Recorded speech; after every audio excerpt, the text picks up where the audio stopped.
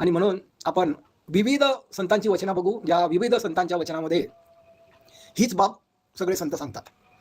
संपूर्ण मनोनिरास, अनुभवाचा संपूर्ण निरास, अहमचा संपूर्ण निरास, द्वैताचा संपूर्ण निरास. बस एवढीच गुरुकिल्ली आहे, दुसरं काहीच नाही. हे फक्त समजावून घ्यायचं आहे द्वैत. आणि द्वैत खोटं आहे हे लक्षात आलं पाहिजे. याच्या संबंधी खरं म्हणजे तुम्ही प्रयोग करून पाहिले पाहिजे. तुम्ही जर प्रयोग करून पाहिले प्रत्यक्ष, तुम्हाला जर थोडंसं जरी ऑब्झर्वर समजलं, द्रष्टादृष्टी आहे याची थोडीशी जरी झलक मिळाली, तरी पहा पुढे काय होतं. आणि म्हणून खूप चिंतन मनन करून ही गोष्ट आपल्याला समजावून घ्यायची आहे.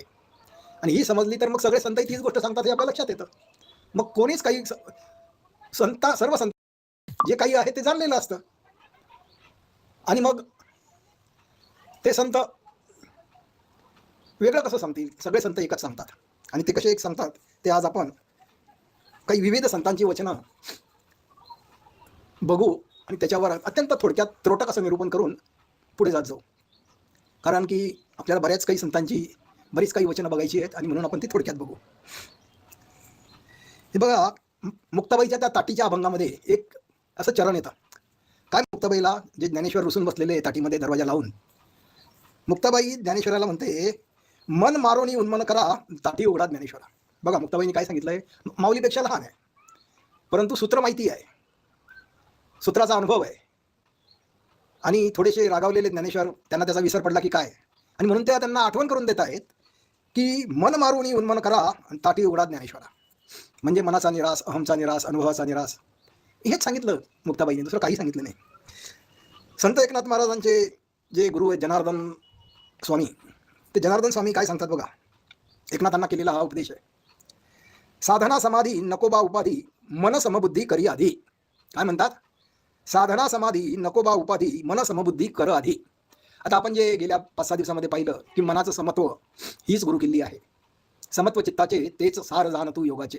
स्थितप्रज्ञता, चॉईसलेस अवेअरनेस, सजगत तटस्थ आणि समज, सजगता, तटस्थता आणि समज, निर्विकल्प निरीक्षण, निहाळण्याची कला, आर्ट ऑफ ऑब्झर्वेशन, अवधान, एकले अवधान दिजे मग सर्व सुखासी प्राप्त होईजे, हे प्रतिज्ञोत्तर माझे एवढं ऐका. केवळ अवधानाचे कारणे, ज्या ज्ञानाचे प्रकटणे, ते ज्ञान का श्रवणाने प्राप्त होई. एक अंतरी निश्चळ जे निहाळता केवळ, विसरले सकळ संसार जात. ना तरी जाणीवेच्या यनी करता दरी कडसनी, मग नवनीत निर्वाणी दिसू लागे. हाच उपदेश सगळे संत करतायत पहा. आणि सरळ सांगतायत जनार्दन स्वामी, साधना समाधी नकोबा उपाधी, मन समबुद्धी करी आधी. आता एक एक एक हे असे चरण संत वचन आपण बघतो. आता कालच आपण ते बघितलं की हा सदा दुर्लभ मना आपुन हे साधना, जे जनार्दन स्वामी सांगतायत तेच माऊलीने पण काल सांगितलेलं आहे. हा सदा दुर्लभ मना आपुन हे साधना, हे लक्षात आलं पाहिजे. आणि आपण काय, आपण आपल्या मनाकडे आपलं लक्ष नाही, मन प्रक्रियेकडे लक्ष नाही. मनाचा निराश कसा होतो ते आपल्याला माहिती नाही. मनाचा निरासाची गुरुकिल्ली आपल्याला कोणी सांगत नाही. सगळे आपल्याला काहीतरी कर्मकांड सांगतात, काही विधी सांगतात, जप तप सांगतात, आणि आपण उलट आपलं मन बळकट करत असतो. म्हणजे उलट्या दिशेचा प्रवास आपल्याला हल्लीचे गुरु शिकवतात. खरं म्हणजे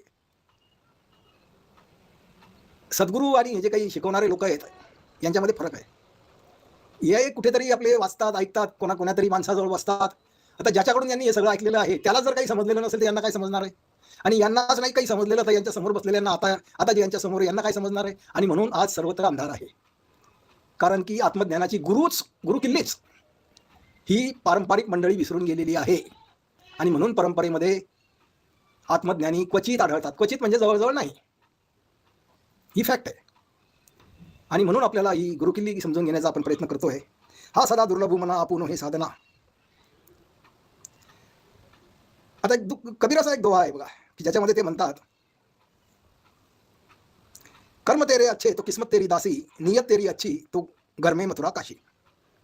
आता पहा, कर्म तेरे अच्छे तो किस्मत तेरी दासी, नियत तेरी अच्छी तो घर में मथुरा काशी. म्हणजे बाहेर जाण्याची गरज नाही, कुठे हिमालयात जाण्याची गरज नाही, चारीधाम जाण्याची गरज नाही, कुठेही बाहेर जाण्याची गरज नाही. कारण की ते तत्व बाहेर नाही, ते तत्व आतच आहे. आणि त्याच्यासाठी एक तर पहिल्यांदा कर्म चांगलं लागेल, म्हणजे शीलपालन लागेल.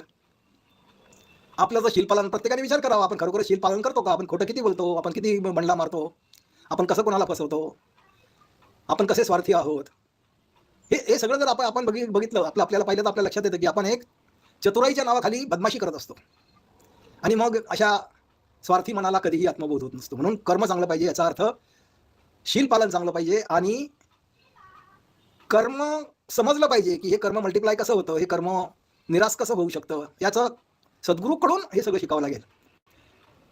शास्त्र वाचल्याने, साधना केल्याने, त्याही यांत्रिक साधना, पोपटपंची ऐकल्याने, पुन्हा नुसतं गार्बेज इन आणि गार्बेज आउट, कचरा डोक्यात भरायचा आणि तो कचराच बाहेर फेकायचा, ही सगळी आजची पारंपरिक लोकांची पद्धत आहे. सगळं पाठ केलेलं असतात. पोपटपंची, शाब्दिक ज्ञान, अनुभव अजिबात नाही, ही अशी सगळी परिस्थिती आहे.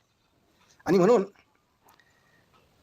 आपल्याला आत्मज्ञान कसं होईल हे सांगणारे ज्ञानेश्वरासारखे, बुद्धासारखे, कृष्णमूर्तीसारखे, माऊलीसारखे गुरु भेटले पाहिजेत. आणि ते गुरु मग सांगतील की काहीही करायचं नाही, फक्त अवधान म्हणजे काय, चित्ताचं समत्व म्हणजे काय, साक्षीभाव म्हणजे काय, चॉईसलेस अवेअरनेस म्हणजे काय, ऑब्झर्वर इज ऑब्झर्व म्हणजे काय, हे समजावून घ्या. आणि असं जर झालं तर मग घर में मथुरा काशी, ते परमतत्व तुमच्याच अंतरंगात आहे हे तुमच्या लक्षात येईल. तुकाराम महाराज एका चरणामध्ये काय सांगतात बघा. तुकाराम महाराज म्हणतात, आशाबद्ध जन काय जाणे नारायण, बहु केले पाठांतर वर्म राहिले दूर. काय म्हणतात? आशाबद्ध जन काय जाणे नारायण, बहु केले पाठांतर वर्म राहिले दूर. हे पहा, हे आजच्या पोपटपंची करणाऱ्या लोकांचं वर्णन आहे. इतकी सुंदर पोपटपंची करतात, इतकं सुंदर त्यांचं शाब्दिक ज्ञान असतं, काय त्यांची मेमरी असते, काय त्यांची स्मृती असते, कमाल वाटते. परंतु अशा केवळ स्मृती आधारित शाब्दिक पोपटपंचीने ज्ञान होत नसतं. कारण ज्ञानाचं वर्म दूर आहे, ते वेगळंच आहे. केवळ अवधान, चॉईसलेस अवेअरनेस, निर्विकल्प निरीक्षण, त्याला बुद्धाने विपश्यना म्हटलेलं आहे. सजगता, समता, तटस्थता, हे जर समजले नाही, तुम्ही कितीही शास्त्र वाचले, किती पूजापाठ केले, आणि किती सकाळी 4 वाजता उठले, नदीत आंघोळ केली आणि माऊलीच्या मंदिरात जाऊन प्रदक्षिणा मारल्या, आणि हे जर नाही समजलं तर ते काही उपयोगाचं नाही. हे समजून घ्या आणि मग ते सगळं करा, हरकत नाही. आणि म्हणून आत्मज्ञानाचं रहस्य आणि सूत्र आणि गुरुकिल्ली आपण समजावून घेण्याचा प्रयत्न करतोय. आणि तुकाराम महाराज तर खतरनाकच माणूस आहे, ते काही कोणाची ठेवत नाही. त्यांचे हे पाकिटबाज लोक जे काही पाकिटं घेतात, यांना किती आणि कसं वाजवलेलं आहे त्यांनी एखाद्या प्रवचनात आपण बघू.